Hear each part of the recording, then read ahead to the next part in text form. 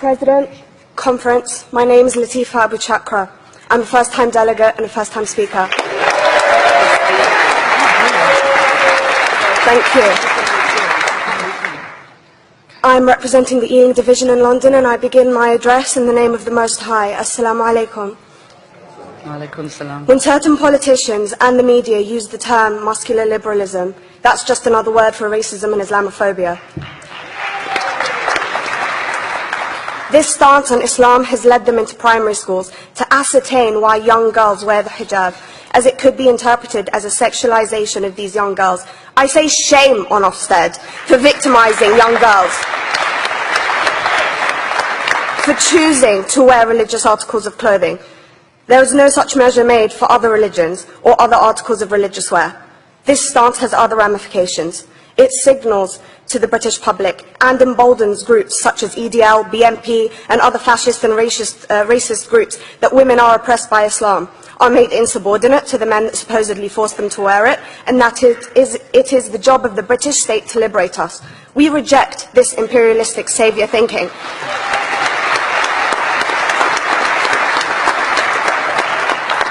And I am here to state for all people who choose to practice their beliefs openly that we are not oppressed by our faith. The Quran beautifully states, La ikraha fid din, which translates to there is no compulsion in religion.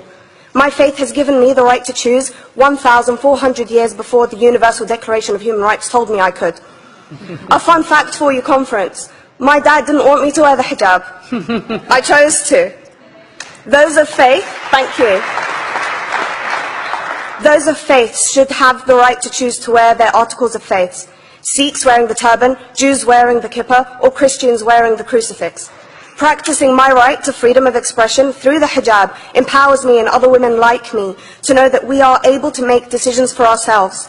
Through the hijab, women like me feel empowered to overcome the social expectations of sexualization that is relevant and has currently resulted in many cases of anxiety and worse.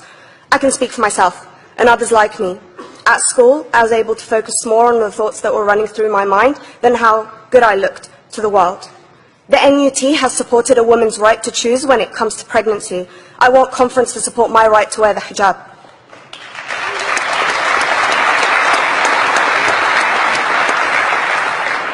How I choose to practice my faith is clearly displayed for all to see. This makes me the target of hate crime. The level of racist attacks on Muslim women is disproportionate to any other oppressed group in British society because we are an easy target. This decision by Ofsted has ramifications beyond the school gates and must be seen in the context of increased attacks on the Muslim community and perpetuates the outdated notion that Muslim women are victims. I was on a trip last year to Hampton Court with my Year 7s, where a man felt comfortable to call me a terrorist. As a Muslim woman, I'm not a victim, so I challenged him. He denied it. I'm sure you've heard of the Punish a Muslim Day. It's been spoken about a few times already this morning. And as a Muslim, I'm actually quite optimistic. They're trying to limit it to one day. That's 364 less than normal.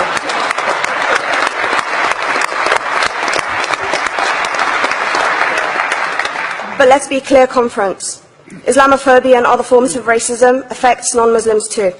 If we don't challenge this stance as a collective, we may turn into a society like France, where women are forced by the law to choose between their faith and their education, their faith and their right to work in the public sector, their faith and their right to enjoy a day out by the seaside with their families. I want to end by stating that I came to this country as an 8-year-old refugee. We are Palestinians, forced out of our land in 1948. We lived in third world conditions, similar to those in Calais for 60 years.